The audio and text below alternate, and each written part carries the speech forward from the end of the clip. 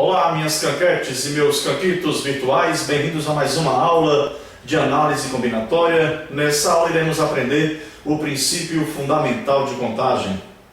Eu começo dizendo a você que serão dois princípios, o da adição e o da multiplicação.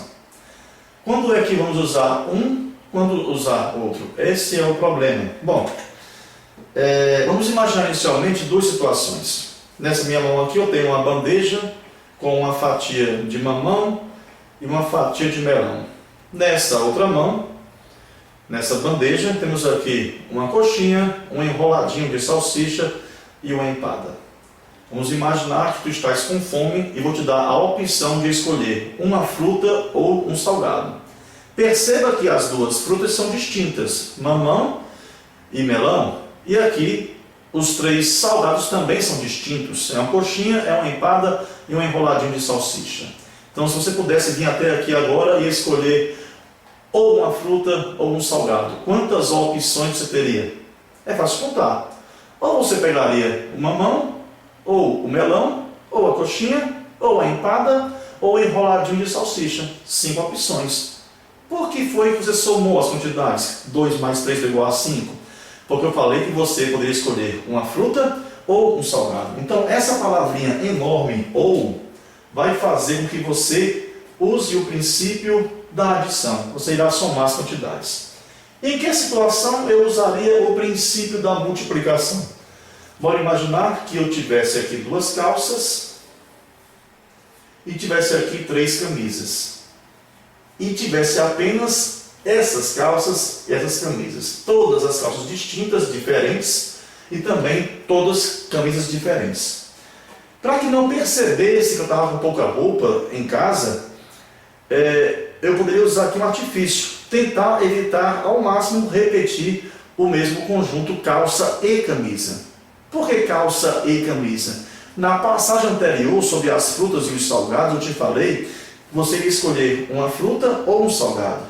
Isso seria um absurdo. Agora eu pedi que você escolha para mim, para que eu vá sair calça ou camisa. Eu tenho que ir de calça e camisa. Não tem a chance de eu sair por aí para trabalhar só de camisa ou só de calça. Tem que ser calça e camisa. Então veja só agora o que vai acontecer.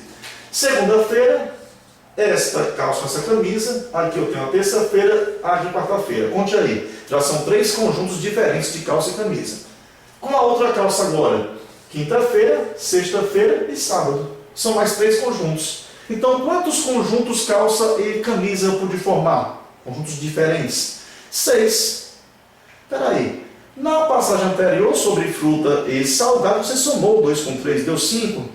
Agora multiplica exatamente. A palavrinha imensa, enorme, a palavrinha e, vai fazer você usar o princípio da multiplicação. Então ficou fácil. Ou você soma e o e você irá multiplicar. Bora ver aqui alguns exemplos sobre o princípio fundamental de contagem. Vamos imaginar que eu te dei aqui os dígitos 2, 3, 5, 6 e 7 e queira saber de você quantos números de 3 algarismos vou poder formar. Veja que eu não fiz nenhuma restrição.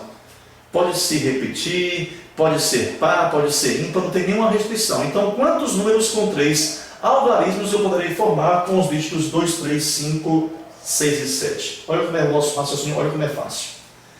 Bote aqui então 3 quadrinhos representando os 3 algarismos deste número. Quantas opções de escolha você teria para o primeiro quadrinho? 1, 2, 3, 4, 5 opções.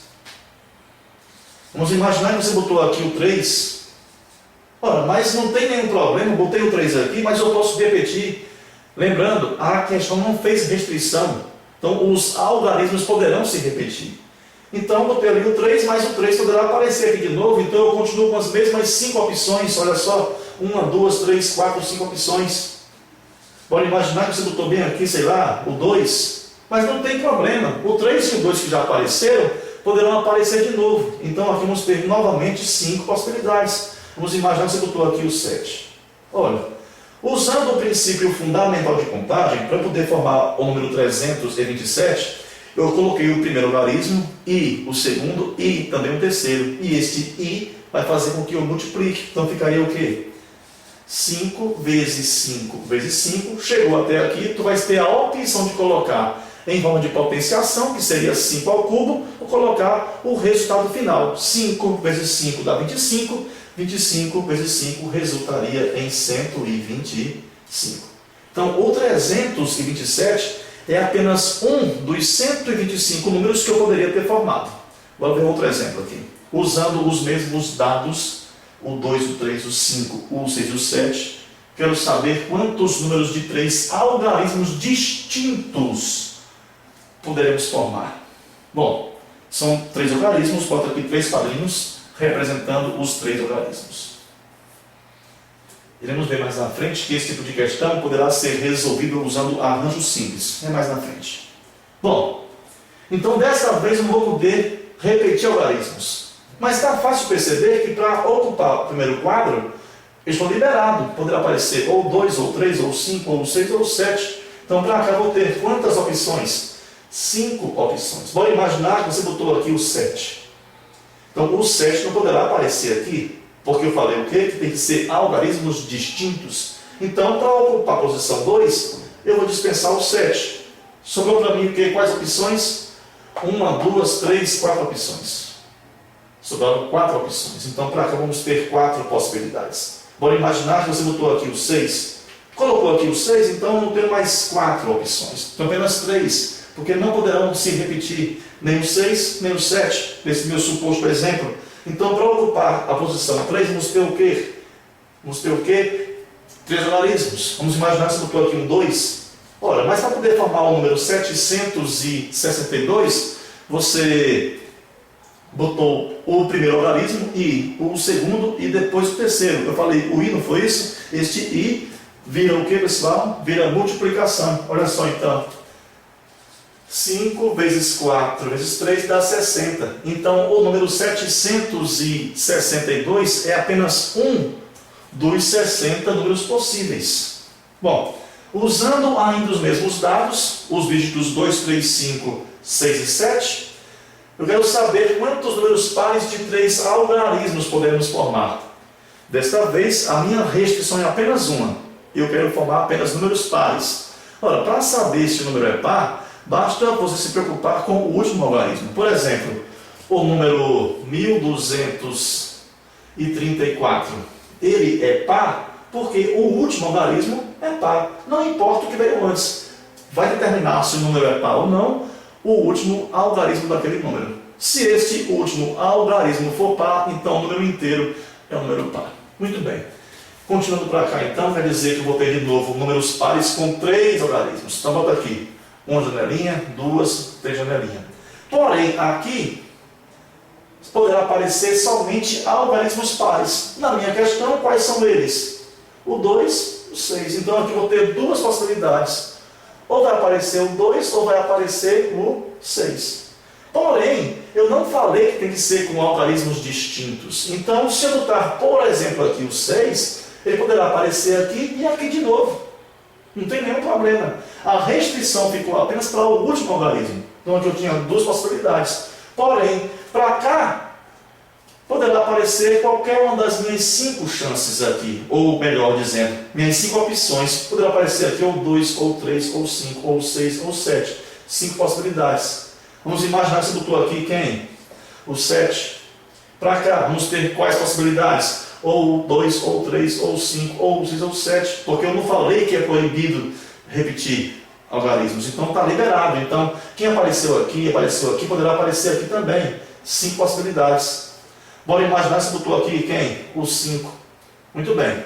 Para você formar esse número 756, você colocou o primeiro algarismo, e o segundo algarismo, e também o terceiro algarismo. E este E vai ser trocado pela multiplicação, então ficaria assim: 5 vezes 5 vezes 2, 5 vezes 20, ou 5 vezes 5 dá 25, vezes 2 dá igual a 50.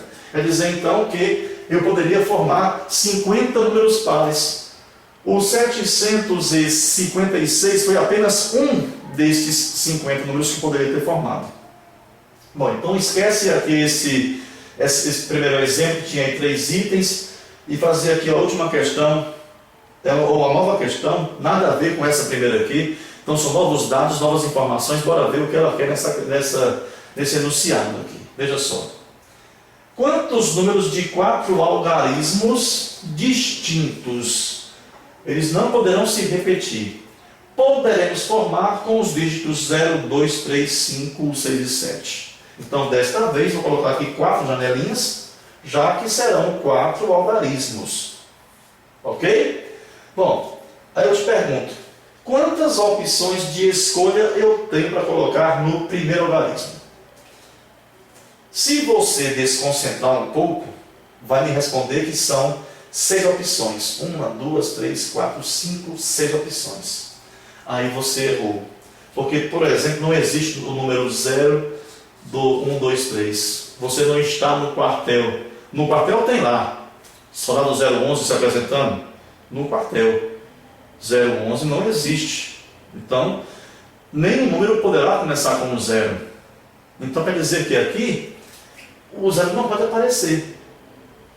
Quer dizer, então, que para o primeiro algarismo, eu não vou ter 6 opções, vou ter apenas quantas? 5, porque o 0 não pode. Então, é só sobrou o quê? 1, 2, 3, 4, 5 opções. Aqui não pôde aparecer o 0. Eu tinha 6 opções, excluo o 0, passei a ter 5 opções. Bora imaginar que você botou aqui quem? O 6. Eu não posso repetir algarismos. São algarismos distintos. Então, para ocupar esta posição, vamos ter quantas possibilidades? Aí, cuidado, porque você está ficando viciado quando se fala em algarismos distintos, você colocar o primeiro e depois ir sempre subtraindo 1. Aqui ficou o quê? 5 vezes 4 vezes 3. Aí você pensou o quê? 5 vezes 4 vezes 3. Calma lá. Se você botou aqui o 6, então o 6 não poderá aparecer aqui de novo. Não pode se repetir. Mas se você observar, o 0 que estava impedido de aparecer aqui, ele poderá aparecer aqui, ó. Nós vamos ter quantas opções então? Olha só. 1, 2, 3, 4, 5 opções. Porque o 0 não pode aparecer ali, mas aqui ele pode. Vamos imaginar que você botou aqui o 3. Então o 3 não poderá aparecer de novo. Então sobrou para mim quem? O 0, o 2, o 5 ou o 7, 4 opções para o terceiro algarismo. Vamos imaginar que você botou aqui o 7, então o 7 também está inválido para nós agora. Então, em vez de 4, vamos ter agora apenas quantas opções? 1, 2, 3 opções. Bora imaginar que você botou aqui quem? O 2. Muito bem. Para você formar o número 6.372, você botou o primeiro algarismo, e o segundo algarismo, e também o terceiro e o quarto algarismo. Princípio fundamental de contagem, vamos multiplicar de novo. Usamos o i. Olha só. Quando eu falo i, é o nosso i, na realidade. Bom, ficou o que então? 5 vezes 5 vezes 4 vezes 3. 5 vezes 5, 25, vezes 4, 100, vezes 3, 300. Então, quer dizer que o número 6.372 é apenas um dos 300 números que eu poderia ter formado. Nosso próximo encontro, vamos ver muito mais de análise combinatória. Eu te espero lá.